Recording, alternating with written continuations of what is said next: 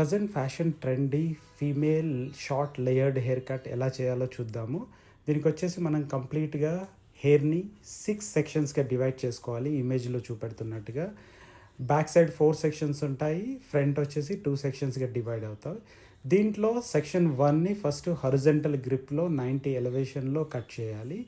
Cut చేసిన ఇదే సెక్షన్లోని కొంత హెయిర్ని గైడ్లైన్గా తీసుకొని సెక్షన్ 2 అండ్ 3ని కట్ చేయాలి. సెక్షన్ 2 అండ్ 3ని 3 పార్ట్స్గా డివైడ్ చేసేసి ఫస్ట్ సెంటర్లో ఉన్న హెయిర్ని సెక్షన్ 1 గైడ్లైన్ని ఫాలో చేస్తూ 90 ఎలివేషన్లో కట్ చేస్తాం. ఫింగర్ గ్రిప్ వచ్చేసి వర్టికల్గా ఉంటుంది. ఒకసారి మిడిల్ సెక్షన్ కట్ అయిన తర్వాత సైడ్ సెక్షన్ని కూడా మిడిల్లోకే కోమ్ చేసి సేమ్ గైడ్లైన్ ఫాలో చేస్తూ 90 ఎలివేషన్లో వర్టికల్ గ్రిప్లోనే కట్ చేసేయాలి. దీన్ని క్లోజ్ బుక్ మేనర్ అంటారు.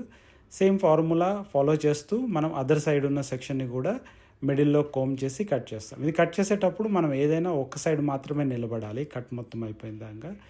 సో ఒకసారి 2 అండ్ 3 అయిపోయిన తర్వాత దీంట్లో నుంచి కొంత గైడ్లైన్ తీసుకొని సెక్షన్ 4ని కూడా కంప్లీట్ బ్యాక్ సైడ్కి 90 డిగ్రీలో కోమ్ చేసి కింద ఉన్న సెక్షన్ 2 అండ్ 3 గైడ్లైన్తో వర్టికల్లో గ్రిప్ చేసి 90 ఎలివేషన్లో కట్ చేయాలి. ఒకసారి కంప్లీట్గా బ్యాక్ సైడ్ సెక్షన్స్ అన్నీ కట్ అయిపోయిన తర్వాత ఫ్రంట్ సైడ్ సెక్షన్ని కట్ చేస్తాము. దీంట్లో మనం సెక్షన్ ఫార్వర్డ్ గ్రాడ్యుయేషన్ చేసేటప్పుడు ఎలా గ్రిప్ చేస్తామో అలా డయాగ్నల్ ఫింగర్ గ్రిప్ చేసి కట్ చేసేయాలి ఒకేసారి మొత్తం హెయిర్ని.